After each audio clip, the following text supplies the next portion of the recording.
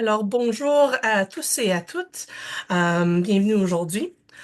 En collaboration avec nos partenaires Canard Illimité Canada, le projet RAR et le MELCCFP, nous, le CREC, participe à l'organisation des forums mensuels intitulés Les Trucs de Pro, qui se tiennent une fois par mois, un jeudi après-midi.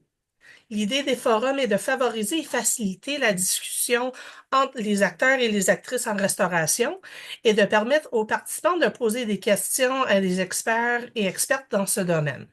Ces forums se déroulent en français. Nous allons enregistrer la première partie de la présentation aujourd'hui et la mise en situation de la problématique, dont la restauration et des prairies humides. Nous allons arrêter l'enregistrement pour la partie discussion afin de promouvoir une discussion ouverte. Nous vous invitons à ouvrir vos caméras pendant la discussion et de lever la main dans Zoom afin de donner l'opportunité à tout le monde de participer. Alors, pour l'instant, si vous pouvez garder vos micros sur muet, ça serait grandement apprécié. Notre animatrice aujourd'hui est Claudie Lessard de Canard Illimité.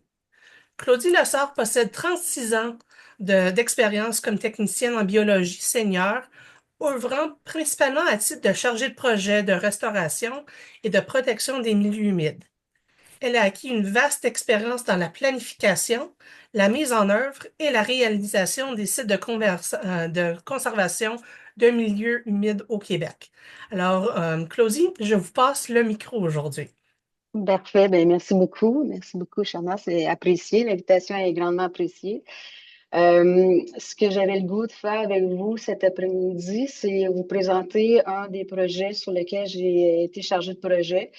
C'est le Marais Gagnon-Barry. Et puis également, je vais aborder un autre dossier, un autre projet qu'on a réalisé, tout comme Marais Gagnon-Barry dans l'Outaouais, le projet Lantier. Donc, on est dans le secteur du parc de plaisance. Euh, Canalité est présent dans ce secteur-là depuis bon nombre d'années parce que la rivière des Outaouais, c'est un milieu riche au niveau de la biodiversité. C'est un milieu avec des caractéristiques qui font en sorte que c'est fortement utilisé par la faune. C'est des habitats hautement productifs, mais on a encore beaucoup à améliorer dans ce secteur-là. Et c'était le cas du dossier Marais-Gagnon-Barry. Donc, juste pour vous situer, on est tout simplement à l'est du parc de plaisance. On est sur territoire privé. Comme on peut le constater, l'objectif, c'était vraiment de favoriser la mise en place de nouveaux milieux humides pour favoriser la faune qui pourrait l'utiliser. Je vais y aller avec l'illustration suivante. Donc, ce que je veux attirer votre attention, c'est lorsqu'on arrive sur un nouveau site, quel genre de jumelles, quel genre de lunettes qu'on doit prendre lorsqu'on approche un nouveau site? Bien, c'est d'aller voir quels sont les facteurs limitants du territoire qui fait en sorte que le milieu n'est peut-être pas aussi productif qu'il pourrait l'être. Prenez le temps d'aller marcher le terrain à différentes saisons, au printemps, à l'été, l'automne. Allez voir les différences que les saisons offrent, puis aussi regarder le milieu périphérique. Ça va vous donner des indices de qu'est-ce qui pourrait être fait. Euh, Ici, on constate que c'est un milieu humide, proprement dit selon la définition, mais c'est un milieu quand même assez dense en végétation. La végétation émergente, elle est dominante. Donc, puis ici, c'est toujours dans le même secteur, puis je vais vous l'illustrer plus tard, c'est où. C'est un milieu c'est une prairie humide qui est ennoyée au printemps, mais aussitôt que le niveau d'eau de la rivière du Outaouais baisse, ben, le milieu est exondé, donc plus ou moins productif. Donc, ça vous donne un indice. Moi, quand on regarde ça, on se dit, ben, il faudrait que la végétation soit un petit peu plus éparse, un petit peu plus ouverte. On recherche un émi-marais où il y a une végétation 50% de végétation émergente, 50% d'eau libre, puis avec la végétation submergée. c'est là où le milieu le plus productif, où il y a il y a de l'alimentation qui peut se faire plus facilement. Il y a des abris qui s'offrent pour la faune en général. Donc, c'est ce qu'on recherche. N'hésitez pas aussi à parler au propriétaire pour prendre un peu le pouls de qu'est-ce que lui a observé sur l'évolution du terrain. Donc, c'est un peu les facteurs qu'on regarde, qu'est-ce qui pourrait fait pour être optimisé. Donc, on avait quand même un beau grand terrain de jeu parce que c'est deux propriétaires qui nous ont offert la possibilité de faire cet aménagement-là. Donc, dans les diapositives suivantes, vous allez voir qu'est-ce qu'on a fait. C'est un projet quand même récent. Mais en gros, c'est ce qu'on a voulu faire. C'est la prairie humide qu'on parlait tantôt, ben, en mettant une digue, avec un écoulement d'eau qui se fait de l'ouest vers l'est, ben, on pouvait de sorte emmagasiner une bonne quantité d'eau à travers tout le marais pour garder en eau la prairie humide qui est asséchée l'été, puis également pour favoriser une ouverture un petit peu plus au niveau du marais avec une plus grande profondeur d'eau. Et puis, pour l'autre segment qui était plus au sud, ben, la même chose, on a mis en place un ouvrage de contrôle du niveau d'eau qui se trouve être un cube Morancy et une digue pour permettre un endoiement d'une certaine superficie de marais. Donc, l'objectif premier, c'était pouvoir mettre en eau une plus grande superficie possible avec une profondeur de 50-70 cm qui va permettre la mise en place naturelle d'un émis-marais. Ici, on avait aussi un enjeu où c'est une baie qui s'ennoie au printemps avec la crue printanière, mais qui se sèche. Puis, on voulait aussi optimiser la plus grande superficie possible, mais il y avait quand même potentiel que ce soit un habitat poisson. Puis on sait que dans un habitat poisson, ben, on ne peut pas mettre d'obstruction pour le poisson. Donc, ici, le truc que je peux vous donner, aller sur le terrain avec les gens du ministère. Faut pas leur imposer qu'on veut mettre une digue, ça va, le poisson, il va pas, on va mettre une digue, puis tout va être beau, non. Euh, En allant sur le terrain avec ces gens-là, on est plus en mesure de leur exposer nos observations, puis les mettre un peu à l'aise dans la prise de décision parce que c'est eux autres, au final, qui vont prendre la décision de nous autoriser le projet ou pas. Fait que dans ce cas-ci, la démonstration qui a été faite, c'est on est allé l'été. Ben, en fait, on est allé plus précisément en juin, début juin. Donc, le milieu, les inventaires qu'on a fait, oui, il y avait quelques poissons, mais principalement des petits cyprinidés. Il n'y avait pas d'espèces sportives. Puis, il est à même de constater effectivement que le poisson, euh, l'habitat ne constituait pas un bel habitat parce qu'il s'asséchait trop rapidement. Donc, ce qu'on voulait au départ, c'était de mettre la digue c'était, le plus loin possible, mais aussi de favoriser l'habitat pour le poisson, mais à l'extérieur de l'endiguement. Puis, c'est ce que le ministère a autorisé. Donc, ce qu'on a fait, c'est qu'il y avait un ponceau qui faisait une certaine obstruction. Fait qu'on a enlevé le ponceau, on a fait la démonstration que le nouvel habitat pour le poisson sera adéquat parce qu'il est plus inondé, plus long pendant la saison, mais la partie qui était plus haute, ben oui, on pouvait y mettre en place une digue avec un ouvrage qui permettait de garder le secteur en eau, mais limitait définitivement l'accès pour le poisson. L'autre élément aussi qu'on a soulevé auprès des gens de la faune, c'est qu'il y a la tortue est présente, la tortue géographique, puis d'autres espèces aussi sont également présentes. Donc, on a proposé un aménagement pour la tortue. Si les travaux se sont faits l'hiver, lorsqu'on fait les travaux l'hiver, il y a beaucoup d'avantages rattachés à ça. Le premier, c'est que la capacité portante du sol fait en sorte qu'on va moins détériorer le secteur sur lequel on va travailler. Donc, le sol est gelé. C'est plus facile pour la machinerie, ça se fait bien. L'autre élément aussi, c'est un élément économique. Lorsque on est souvent à l'extérieur des périodes achalandées des entrepreneurs, donc on peut avoir un meilleur prix aussi pour faire nos aménagements fauniques. C'est facile aussi de bien isoler lors des travaux parce que le sol est gelé, puis on met en place un bâtard d'eau de plaques d'acier avec des mesures environnementales qui sont mises en place, mais ça se travaille bien. C'est froid pour les mains pour eux autres, mais pour nous, les mesures environnementales sont bien, sont bien mises en place, puis ça a définitivement moins d'impact là, sur l'environnement, puis aussi la faune, elle a quitté les lieux, donc enjeu de moins à surveiller. Donc, ces travaux-là ont eu lieu en janvier cette année, en janvier 2024. Puis déjà en mai de cette année, on voit la différence. Donc, je ne sais pas si vous vous rappelez de l'image du départ, lorsqu'on voyait seulement un simple petit canal qui était en eau, puis tout le reste était exondé. Ben, c'est ça que ça va ressembler maintenant. Avec le temps, la végétation va s'implanter, mais ça, c'est l'année 1. Donc, juste la fonte des neiges, l'écoulement d'eau fait en sorte que déjà, on avait tout le territoire. Oups, j'ai changé de. On avait tout le territoire nécessaire qui était ennoyé. La digue a été mise en place, la structure de contrôle qui contrôle le niveau d'eau fixe à l'intérieur du marais, un cuve Morancy qui a été mis en place parce qu'on avait un enjeu pour le castor, puis on voulait s'assurer que la structure ne soit pas bloquée. Notre petit aménagement pour la tortue avec un site de ponte, un corridor de repérage, puis également des troncs d'arbres qui vont servir de support pour la tortue a été mis en place.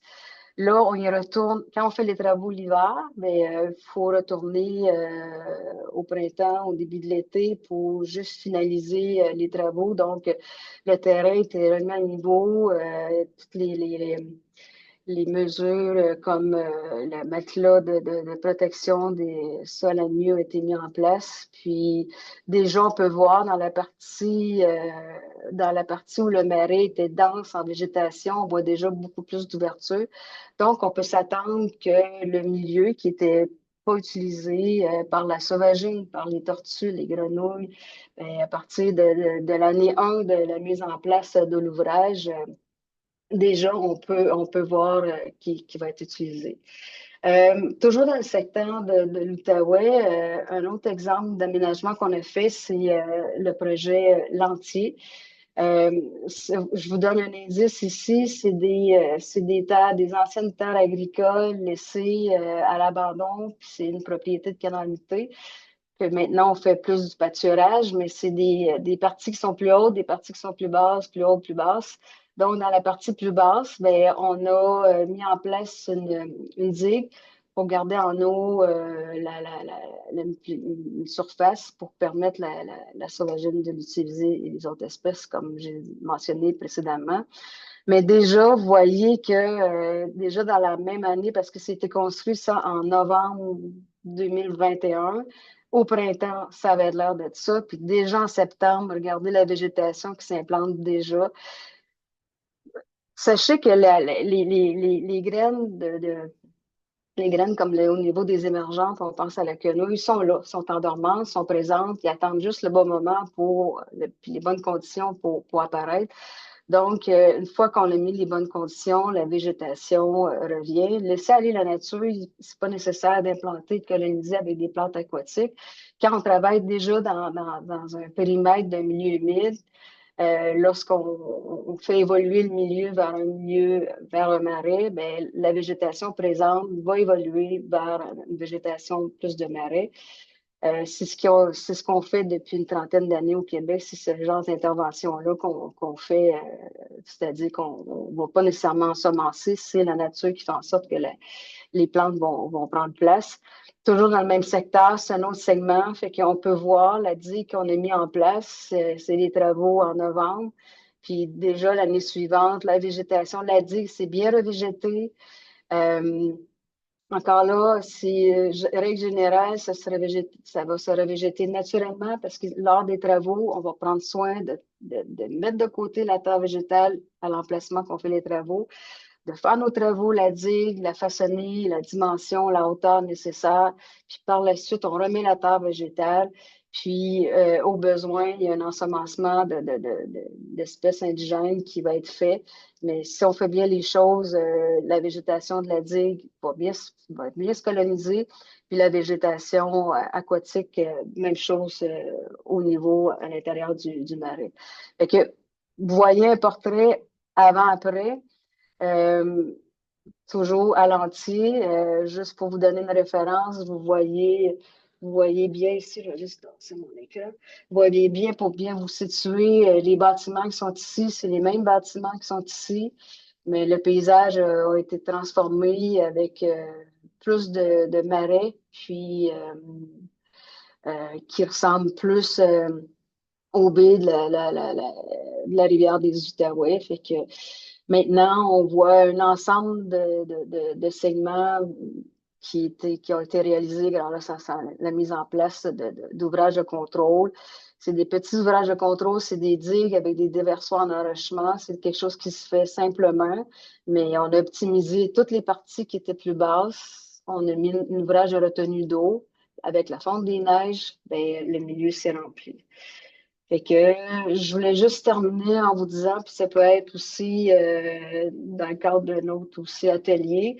Je l'ai abordé tantôt, les travaux d'hiver, ça peut être quelque chose de fort intéressant. J'ai parlé tantôt de la capacité portante, mais une machinerie de cette nature-là, de cette dimension-là, passer une vingtaine de fois par jour sur une digue parce qu'elle a du matériel à transporter. Vous pouvez savoir, vous pouvez très bien comprendre qu'en été, au printemps ou à l'automne, au premier passage, ce serait enlisé, mais en hiver, ça se fait bien. Souvent, ils vont même se déneiger un chemin d'hiver.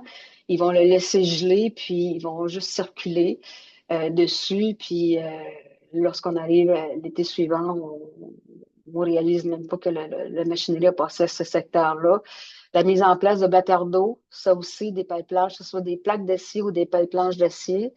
Quand c'est fait en hiver, ça se manipule bien aussi. Puis, on a juste à s'assurer que l'assise de nos ouvrages soit mise là, sur un substrat sec. Donc, ça se fait bien. La construction de la digue, j'ai un bel exemple ici.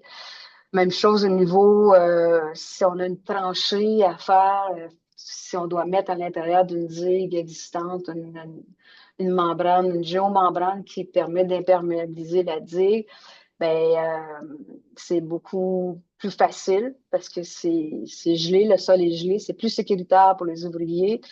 On a juste à dérouler la membrane puis à briller tout ça par la suite, donc ça se fait bien.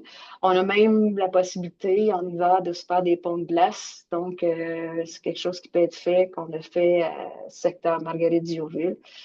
Donc, en résumé, sachez que de façon générale, lorsqu'on souhaite aller faire une intervention dans une prairie humide, qu'on veut le faire évoluer vers un émiret qui va être hautement productif. Euh, Utiliser la topographie, c'est pas nécessaire d'exagérer la superficie. On va chercher à rester à l'intérieur du littoral et puis la limite du littoral, puis on va aller positionner la digue à l'endroit où elle va être la moins longue. Donc, s'il y a un endroit où il y a un rétréci entre les parties hautes en rive gauche, en rive droite, qui sont les plus rapprochées, ben, c'est à cet endroit-là qu'on va mettre notre digue. Allez-y avec un concept d'aménagement simple, là, une profondeur moyenne de 50-70 cm. C'est habituellement c'est souvent le facteur qui nous guide. Il va y avoir des zones plus profondes, il va y avoir des zones moins profondes, mais ça va faire en sorte qu'il va y avoir une diversité de végétation dans le marais. Fait que allez-y, allez-y avec comme vous le pensez. Assurez-vous d'avoir un bon cheminement critique. Nous, on a un cheminement critique chez Canalité qui détaille les étapes, une par une, la visite de terrain, la négociation avec le propriétaire, les démarches d'autorisation, la conception, les paramètres de conception pour guider la firme de génie parce que les autres, ils peuvent partir dans tous les sens. Donc, établissez-vous les critères de conception que vous souhaitez. Puis, les démarches d'autorisation. Passez pas d'étapes. Si vous passez des étapes, c'est sûr et certain qu'à un moment donné, vous allez être obligé de revenir parce que si vous n'avez pas fait complètement tous les inventaires nécessaires parce que vous ne jugez pas ça nécessaire, ben, à un moment donné, dans le détour, lorsque vous allez avoir une démarche d'autorisation à faire, ben, ces inventaires-là, ils vont être demandés, fait que passez pas ces étapes-là. Fait que c'est un peu en gros ce que j'avais le goût de vous exprimer avec cet atelier-là. Puis si vous avez des questions, mais je me rends disponible. Merci beaucoup, Claudie. Je vais fermer l'enregistrement maintenant afin de procéder à la partie discussion. Alors, pour tous ceux et celles qui veulent poser des questions ou en discuter, je vous invite à ouvrir vos caméras pour discuter. C'est pas un monologue, c'est une conversation. Je vois déjà que nous avons une question dans le clavardage. Alors, juste un Mhm. instant.